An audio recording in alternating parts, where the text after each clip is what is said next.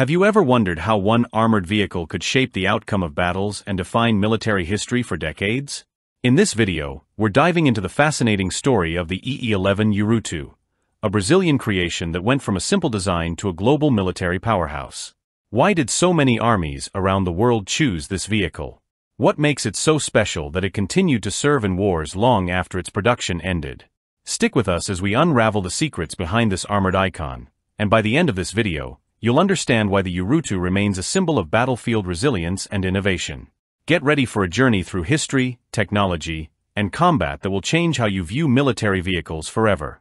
The story of the EE-11 Urutu begins in Brazil during the late 1960s, a time when the country's military was seeking a versatile armored vehicle that could serve various roles in combat.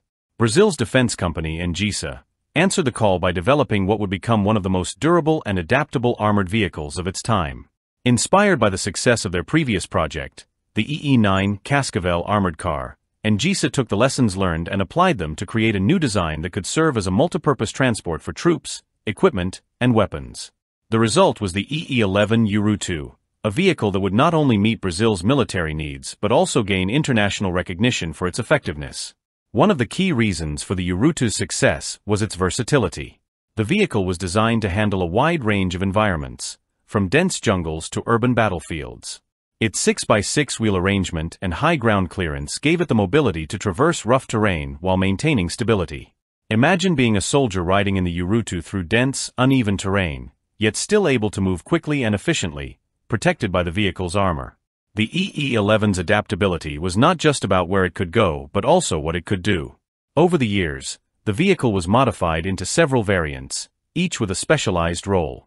These included anti-aircraft platforms with dual cannons, mortar carriers for indirect fire, infantry fighting vehicles equipped with heavier weapons, command vehicles loaded with communication equipment, and even ambulances for battlefield medical evacuations.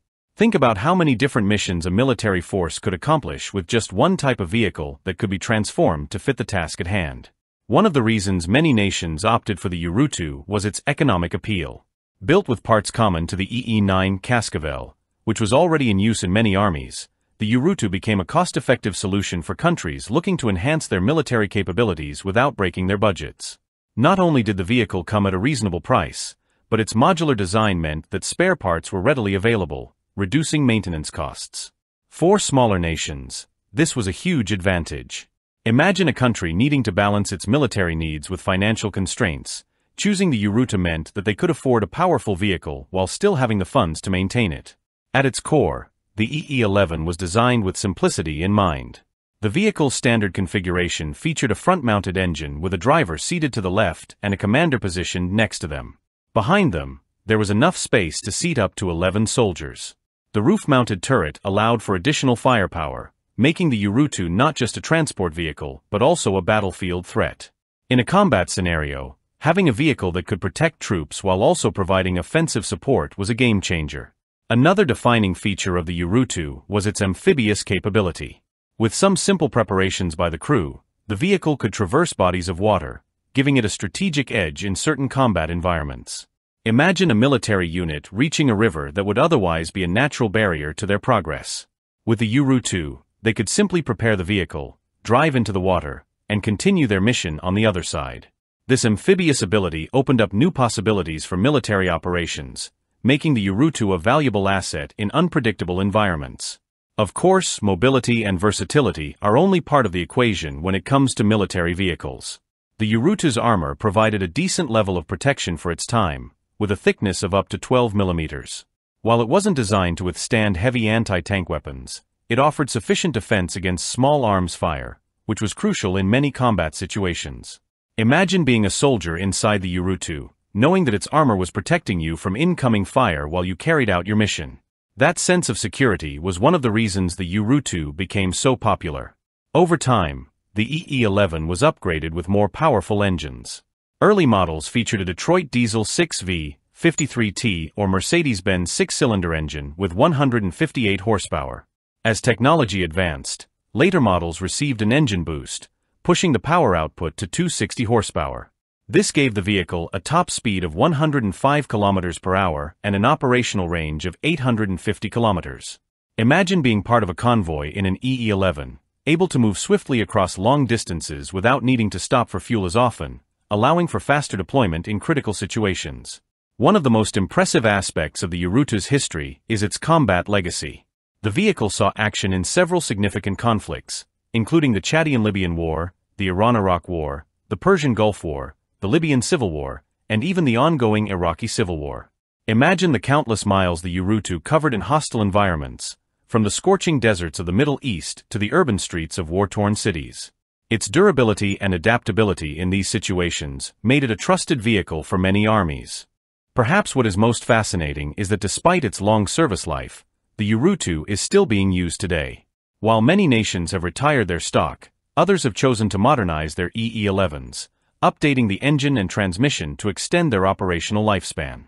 In Brazil, the Urutu remains an integral part of the military, although it is slowly being replaced by more advanced vehicles like the Italian-built Iveco VBT PMR Guarani. This modernization reflects the enduring value of the Urutu design, proving that even decades-old technology can still serve a purpose on the modern battlefield. In recent years, militaries around the world have focused on more sophisticated vehicles with advanced weapon systems, armor protection, and digital communication suites. Yet, the EE-11 Urutu remains a symbol of simplicity and reliability. It serves as a reminder that sometimes the most effective solutions aren't the flashiest, but the ones that get the job done in a variety of circumstances.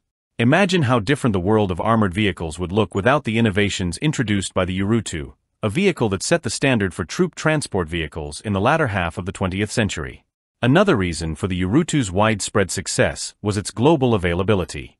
Many countries in South America, Africa, and the Middle East adopted the EE-11, with Angola, Bolivia, Venezuela, and Zimbabwe being some of its operators.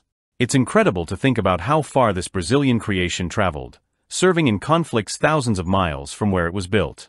Each of these countries had unique requirements, and the Urutu's adaptability made it the perfect fit for so many diverse combat scenarios. But even as the world evolves, the legacy of the Urutu continues to be respected.